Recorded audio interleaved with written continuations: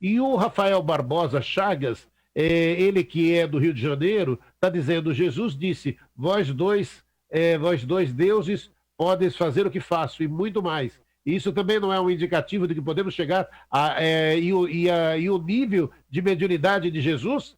Olha, Edson. A pergunta é interessante, né? Essa menção que ele faz aí é justamente Jesus dizendo: olha, vocês não estão admirados das coisas, por quê? Porque isso aqui é da natureza, né? Lembra que a gente falou que quando Moisés tentou de alguma forma de organizar a coisa, até colocando uma certa proibição, Jesus vem, na verdade, mostrar que isso faz parte da natureza, né? E aí ele fala: não se admire dessas coisas, porque não só eu faço, mas vocês também podem fazer, né? Tudo aquilo que eu faço. Agora, essa questão de chegar a um nível de Jesus, aí é um caminho que a gente tem que seguir, né? Eu queria, inclusive, fazer uma observação ainda em relação a essa questão de Jesus, que teve momentos ali em que os apóstolos ficaram meio preocupados, meio assustados, principalmente quando Jesus é preso, né? E até que negam Jesus, né? Você vê que Pedro nega ele 3 vezes, então eles se assustam em relação à questão daquilo que eles poderiam fazer. Porém, com a aparição de Jesus, que é um outro momento mediúnico ali interessante, né? Não só uma vez, mas várias vezes para os apóstolos, ali ele demonstra justamente e comprova para os apóstolos as coisas que ele falava sobre essa questão de mediunidade. É quando os apóstolos, então, criam coragem para seguir. E é onde eles começam, de fato, a produzir uma série de fenômenos e tal, né? Então, tem eu entendo que esse momento é um momento que, inclusive, modifica um pouco, porque tem coisas que acontecem com a mediunidade, Damião, e eu gostaria de abordar isso mais para frente um pouquinho, talvez, que mudam a história, tá? Tá. Mudam a história. Então, esse aí, para mim, é um dos momentos que muda a história. Olha, o pessoal deixa de ficar assustado e passa a trabalhar mediunicamente, né? Vamos assim dizer. Mas a gente pode abordar outros mais para frente, tá? Não, vamos, já mais para frente, já. E, então vamos voltar com o nosso tema aqui. Amorim, Jesus era médium, Amorim? Bom, Jesus era um espírito como nós, bem mais avançado, e provavelmente ele era capaz também de sentir com muito mais clareza a ação dos espíritos junto a ele. A diferença é que nós aqui, quando falamos em mediunidade, falamos em troca de informações com espíritos que estão aproximadamente no nosso nível, que são os outros espíritos que habitam esse nosso espaço. Jesus, evidentemente, estava muito acima desse nosso nível. E por isso, certamente, ele não agia como médium a esses espíritos que convivem aqui conosco, neste momento, nesse nível. Mas ele poderia ser chamado um espírito que tinha condição de perceber espíritos muito mais avançados do que nós, coisa que não é, digamos, possível para nós, que ainda estamos muito atrasados.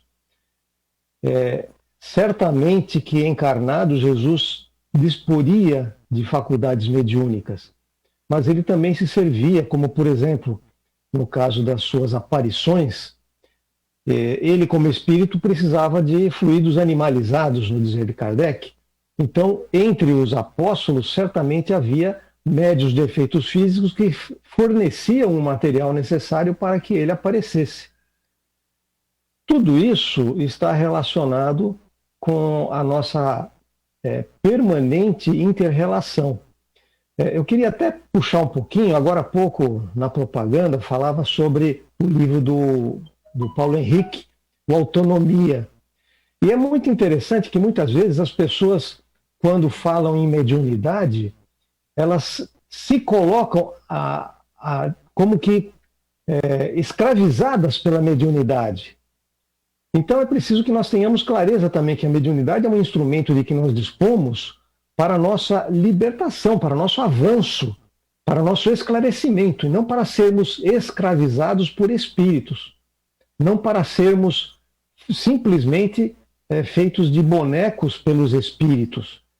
Então, os espíritos não são seres que estão acima de nós, essencialmente, são seres como nós, que eles podem ter mais conhecimento, mas não podemos deixar que eles dominem a nossa existência, porque a responsabilidade é sempre nossa. Existem, inclusive, casos de pessoas que praticam atos inadequados e tentam se justificar dizendo que é por causa da mediunidade. Isso sempre aconteceu na história da humanidade, da pessoa dizer que foi impulsionada pelo demônio, não sei o quê, mas, na verdade, nós encarnados somos inteiramente responsáveis pelo que fazemos, ainda que insuflados por outros. Da mesma forma que se um amigo nosso mandar que nós façamos algo errado, nós não podemos dizer que somos menos culpados porque ele mandou. Nós assumimos a responsabilidade, não é isso? Sem dúvida, né? Todo instante, né? A responsabilidade é nossa, o livre-arbítrio é nosso. Ô, Damião. Oi, não, pera, deixa eu já te trazer algumas perguntinhas para junto. Você já fala com o seu comentário, já segue aí. Eu não sei se eu até trouxe para você o que o Espiritismo trouxe de diferente para a mediunidade e quais povos, né, do passado se destacaram pelo exercício da mediunidade. Fala, Edson! Então, eu só queria fazer antes um complemento no que o Amorim estava falando, dessa questão da escravização, né? De não se escravizar os espíritos, mas também não se escravizar os médiuns ostensivos. Porque, né, no campo mediúnico, todos nós podemos ser, de alguma forma, intuídos.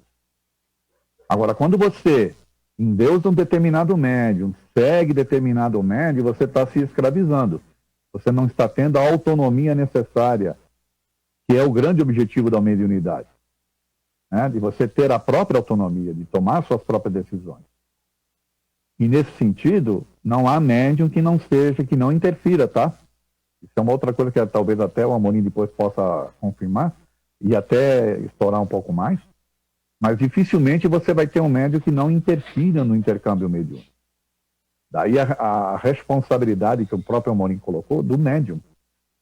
E, nesse sentido, você tem que ter essa autonomia, né? Eu não sei se o ouvinte, acho que ele não pegou, eu cheguei a citar alguns no começo, né? Alguns povos, tá? Você tem, o Amorim também falou um pouco disso, né? Dos povos orientais ali. Você tem na civilização chinesa, na Suméria, na Celta, na Babilônica, a egípcia, que é carregada, né? A romana, a grega, sabe? Quer dizer, então nessas civilizações todas do passado, você tem grandes indícios aí de manifestações mediúnicas e dos médios e por aí afora, tá? Respondendo aí ao nosso ouvinte, tá bom?